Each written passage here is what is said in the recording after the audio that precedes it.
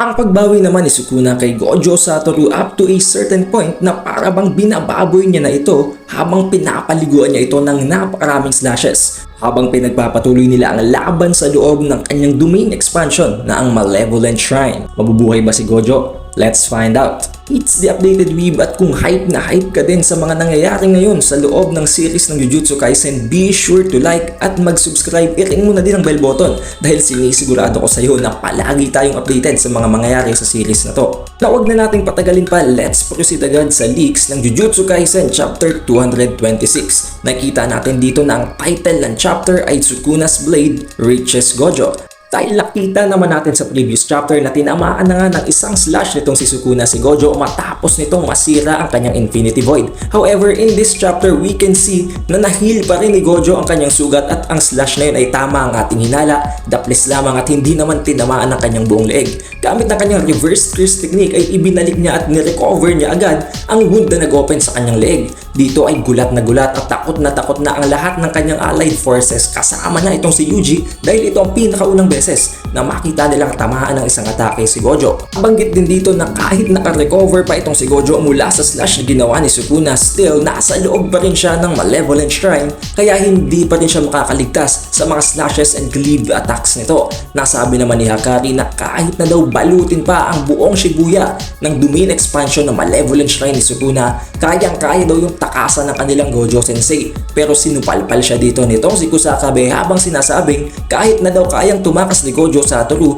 at kahit na alam din niya ang skills nitong si Gojo, ay hindi pa rin daw yun posible dahil nasira nga ang kanyang Infinity Void at hindi niya magagamit temporarily ang kanyang curse technique dahil alam naman natin lahat na tuwing gagamit ka ng domain expansion ay magku-cooldown muna ang iyong curse technique bago mo ito magamit muli. And then pinatunayan yun itong si Sukuna habang tumatawa siya at ginagamit ang mga slashes and cleaving attacks ng Malevolent Shrine kay Gojo Satoru. Kitang-kita natin dito na talagang pinaliliguan ng mga slashes itong si Gojo, and it's as if ang nakikita nating scene dito ay ang scene na kung saan ay tinatagtad ng atake ni Sukuna si Yuji. Halos naliligo na sa dugo dito si Gojo Satoru at kitang-kita natin na talagang tinatablan siya ng mga atake dahil wala nga ang kanyang Infinity temporarily. Although tumatama na ang mga slashing and cleaving attacks nitong si Sukuna kay Gojo, hindi pa siya nasatisfy. Lumapit pa siya kay Gojo para mag-engage into a close quarters hand-to-hand combat. Dito ay makita natin hindi na gumagana talaga ang Infinity nitong si Gojo Satoru at talagang nagmi-meet at nagkakaroon na ng contact ang kanilang mga atake. Subalit nakita natin dito na medyo pumapalag pa rin naman itong si Gojo Satoru kahit na nakikita natin tinatamaan siya ng slash habang sila ay nakikipaglaban. Ngayon kung iisipin nyo, it's as if si Gojo Satoru ay nasa loob ng isang area of effect na skill habang nakikipaglaban pa sa ibang karakter. Dahil habang tinatamaan siya ng mga slashes sa loob mismo ng domain expansion itong si Sukuna, inaatake pa siya ni Sukuna gamit ng kanyang physical attacks. Dito ay nasabing kahit na daw ganito ang nangyayari, nakakasurvive pa rin itong si Gojo Satoru for the main reason na nagagamit nga niya ang kanyang reverse curse technique ng napakatagal at paulit-ulit. Kaya kahit na tinatamaan siya ng napakaraming slash, nakaka-recover pa rin siya pero still hindi niya yun mabablock. So it's as if binibilisan lamang niya ang kanyang regeneration speed para hindi siya mapatay at para kahit papano malesen niya ang damage na tinetake ng kanyang katawan. Habang nakikipaglaban din itong si Gojo na deduce or para bang na-realize niya na ang center ng domain expansion ng Malevolent Shrine nitong si Sukuna ay hindi ang katawan mismo ni Sukuna, kung hindi ang shrine or ang para bang temple na kinreate niya nang ilatag niya ang kanyang domain. Dahil dito naisip din ito ng mga nanonood ng mga kasama niya, kasama na itong si Yuji, kaya naitanong ni Yuji na bakit daw hindi daw sirain nitong si Gojo Satoru ang Malevolent Shrine na yon para matigil na ang domain expansion nitong si Sukuna. Na sinagot naman ni Meimei at nitong si Kusakabe na kung hindi daw pinaplanong sirain nitong si Gojo Satoru ang Malevolent Shrine, it only means one thing: hindi yun effective. Dahil they all have a huge trust sa Six Eyes nitong si Gojo, kaya alam na alam nila na kung may something man na nalalaman nila, siguradong alam din yun ni Gojo Satoru. It's just that hindi yun effective kaya hindi niya yun ginagawa. And then in the moment na para bang mapapatay na talaga si Gojo Satoru dahil there's no way out na nga, wala na siyang magawa para palagan pa itong si Sukuna, bigla siyang lumatag ng kanyang new shadow simple domain. Now I think hindi ko na kailangang i-explain pa sa inyo kung ano ang simple domain dahil napakadaming beses na natin itong pinag-usapan at napakaraming beses na din itong ginamit ng mga character series. Dito ay nasabi ni Yuji na hindi daw niya inakala na marunong gumamit ng simple domain ng kanyang Gojo Sensei. Na sinagot naman ni Kusakabe na it's not that hindi kayang gamitin yon itong si Gojo. It's just that hindi niya kayang ituro ang tungkol sa mga bagay na yon kaya hindi niya yun binabanggit. And for me, I think there is not a single time na kinailangan niyang gamitin ng simple domain kaya hindi niya talaga yung ginagamit. It's just that masyadong delikado ang sitwasyon ngayon kaya napilitan si Gojo na gamitin ang simple domain. Hindi naman makapaniwala si Sukuna sa ginagawang mga feats nitong si Gojo Satoru dahil habang ginagamit nga niya ang kanyang reverse curse technique para ihil ang mga wounds mula sa mga slashes ng Malevolent Shrine, gumamit pa siya ng simple domain. It's as if napakadami ng simultaneous na multitasking na ginagawa niya, all while fighting Sukuna as well in a hand-to-hand combat. However, na-deduce dito nitong si Choso na kahit na daw nagawa nitong si Gojo Satoru ang pagsabayin ng reverse curse technique at ang simple domain, hindi daw magtatagal yon. Dahil napakaunti nga naman ng output na ginagamit nitong si Gojo Satoru sa kanyang simple domain dahil mas nakafocus pa rin siya sa paggamit ng kanyang reverse curse technique. Nagpatuloy ang laban sa loob ng Malevolent Shrine and it came to a point na para bang completely naka-recover na si Gojo Satoru at wala na maging ang mga peklat sa kanyang muka. And we can also see na napaka-confident niya na dito. However, with a single slash na naman, nasugatan na naman itong si Gojo Satoru ng napakarami sa kanyang katawan.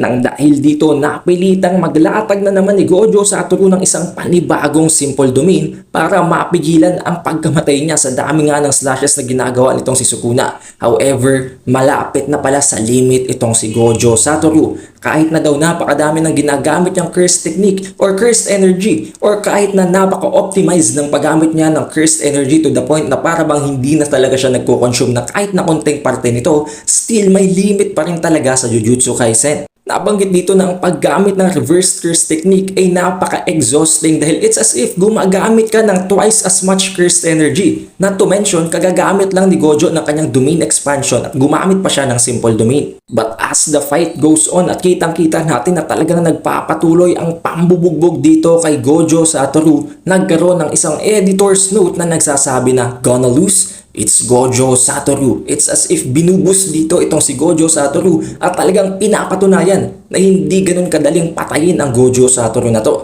Dito ay biglang bumilis ang speed ni Gojo Satoru habang binabalutan niya ang katawan nitong si Sukuna para hindi ito makagalaw. Dito na nagkaroon ng panibagong turning point ang kwento ng chapter na to. Na-realize dito ni Yuta na hindi kayang gamitin ni Gojo Satoru ang kanyang reverse curse technique at ang kanyang simple domain ng sabay kaya hindi niya yun ginagamit.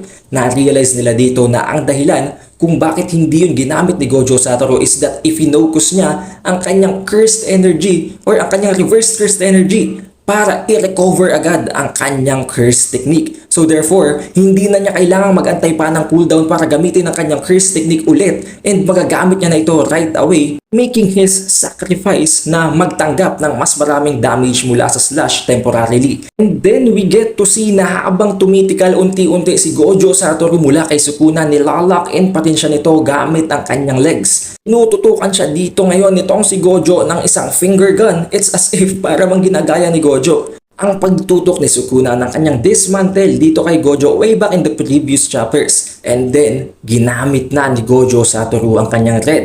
Nang dahil dito ay tumalsik itong si Sukuna papunta sa kanyang temple or sa parabang shrine ng Malevolent Shrine at nagdulot yon ng pagkasira ng structure na yon. And not only that, hindi lamang ang structure ang nag-take ng considerable damage. It's as if ang kalahating parte ng katawan ni Sukuna ay nadurog din ng dahil sa red. Now isipin mo, kung red pa lamang yon nitong si Gojo Satoru na ganito na ang damage kay Sukuna, paano na lamang na-take ni Sukuna ang 200% na hollow purple? So I think way back then ay hindi talaga na-dodge nitong si Sukuna ang hollow purple 200% nitong si Gojo and dinudge niya lamang yon nang ma-realize niya na hindi niya yon kayang saluhin. And then for the last panel, we get to see Gojo Satoru na kahit na punong-puno ng sugat at ng scars, unti-unti na siyang nagre-recover at unti-unti nang bumabalik sa normal na itsura ang kanyang katawan. With an editor's note, common sense won't prevail in the battle of the strongest. Na para bang ipinahihiwatig sa atin ng editor's note na ito na talagang hindi natin mapepredict ang mga mangyayari dito sa laban na ito ni Gojo at ni Sukuna at talagang magkakaroon ng patuloy na pagluluto si Gege Akutami. Napakatindi talaga ng mga pangyayari sa labang ito ni Gojo Satoru at ni Ryomen Sukuna.